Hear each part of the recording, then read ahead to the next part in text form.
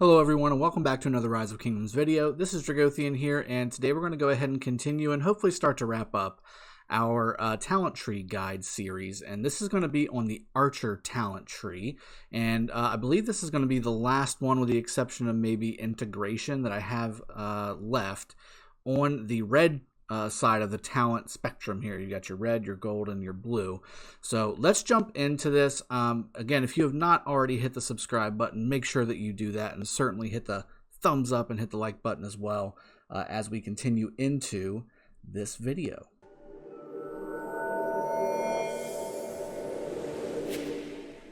Alright, so the Archer tree, right? So you've got commanders like YSG, Kusunoki, now Artemisia, Ramses, commanders like that.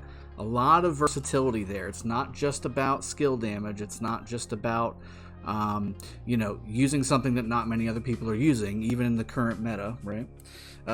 So we need to understand the talent tree. We need to understand the talent tree of the archers and what's going to be most beneficial for you to take. Now, I did just do a Community Monday stream where I broke down all the talent tree commanders, or all the commanders for the Archer talent tree, and that's on my Discord if you want to go check that out and get all the builds that you're going to want to have and use on the battlefield and PvP and Canyon and all that good stuff.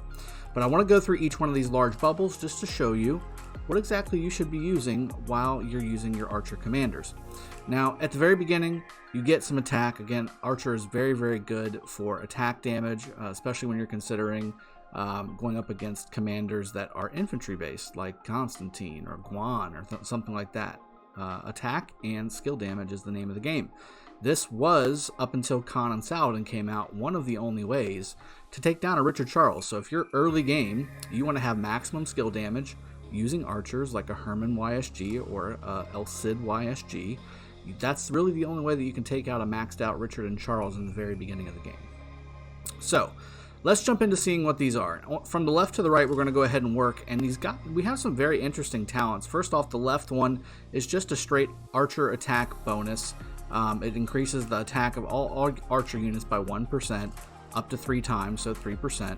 The one to get there is called Arrows Knocked. Whenever the army led by the commander is reduced by 50%, so when you're half health, increases the attack of all troops by up to 9%. That's very good because as you lose troops, guys, your damage goes down. It's based off of whatever your current non-wounded troop count in your army is. So the damage calculation, the formula, it's very, very contingent upon how many troops you have. That's why leadership commanders that bring more troops to the field tend to do more damage, especially early in the game. So this skill kind of alleviates some of the loss of damage that you're going to see by having 50% health. Very good one to have.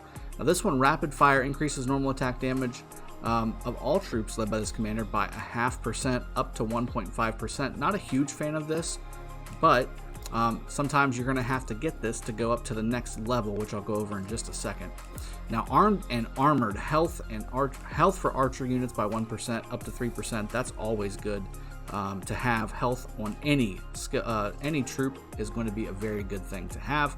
Then Thumb Ring, this is going to give you extra damage to infantry. Like I said, this is one of the only ways to really counter the infantry meta at the very beginning of the game. You want to have as much damage to infantry as you possibly can. This helps you get there. 9% extra damage to infantry when you have that maxed out. And then finally some rage. So 3 rage after every normal attack up to 9. That's pretty good. That's pretty good indeed. You've got YSG generating a ton of rage with his second skill. You've got pairings with YSG generating more rage, taking rage away, things like that. This blends in really well with that. Now let's jump into the top, the second to top tier. You've got a Venomous Sting. I always want to call it Scorpion Sting because it's got a scorpion there. But Venomous Sting increases active skill damage of primary and secondary commanders by 8%. That's huge. You definitely want to have this skill. This is a must-have. So when we're talking about speccing into the Archer talent tree, you got to have this, which means you're going to innately get Armed and Armored and Thumb Ring. So this is a must-have. You got to have this every single time. Every single time, okay? Now, if we go to the left, you've got Phoenix Tail Arrows. Now, this is one of those talents that some people take, some people don't. Depends on what other talent trees you're pairing with. So if you've got the defense talent tree over here with Artemisia, you may not have the points to go into Phoenix Tail. Same thing with skill, right? We've got skill damage here with Kusunoki. Feral Nature is really, really enticing. This extra 100 rage, 10% chance to get 100 rage is enticing. And a lot of times I take this, and so do other people. However, if you want to kind of get a little bit of a balance and get some extra nuke damage, you can take Rejuvenate and Clarity on the skill tree, and then also take Phoenix Tail Arrows. You got to give up a little bit on the sides, right? On both of those talent trees to get there, but you can get there. You can get the Phoenix Tail Arrows and Venomous Sting. So what does Phoenix Tail Arrows do? When the army led by this commander contains only archer units, again, you've got to have archer only in your army, normal attacks have a 10% chance to trigger an additional attack of 200 damage factor when you have it maxed out on the target. This kind of just procs off like an Alex proc whenever he has a 10% chance to cause his nuke damage from his second skill. So this is the same thing, but this is all the time as well. So you have this same capability on your archer commanders. Any archer commander that has the archer talent tree, this is available to you. And again, it does stack up, and if you're in a rally, it stacks up nicely because, again, what did we say earlier when we were talking about the Arrows Knocked talent, where you have, we got a new sub, by the way, you have less troops in your army, you cause less damage. Well, the same is true when you have more troops in your army, which is called a rally. You have more damage, so that damage factor is multiplied by more numbers, which means that you're causing more damage.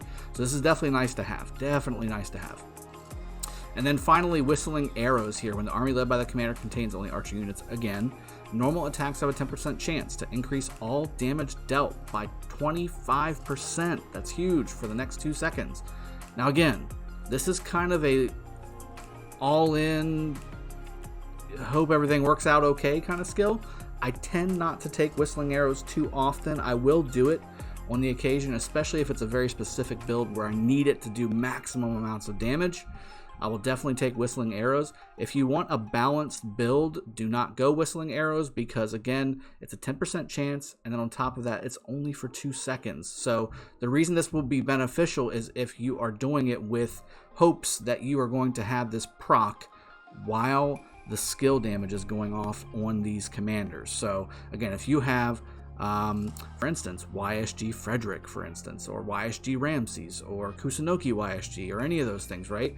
You're hoping that this will proc while Phoenix Tail Arrows goes off, and also when YSG goes off on his skill animation, and when Frederick starts to cast his skill and all those dots are happening. And Kusunoki, same thing. You have an AoE that's causing a lot of damage, and then you have additional chance of additional skill damage on top of all that.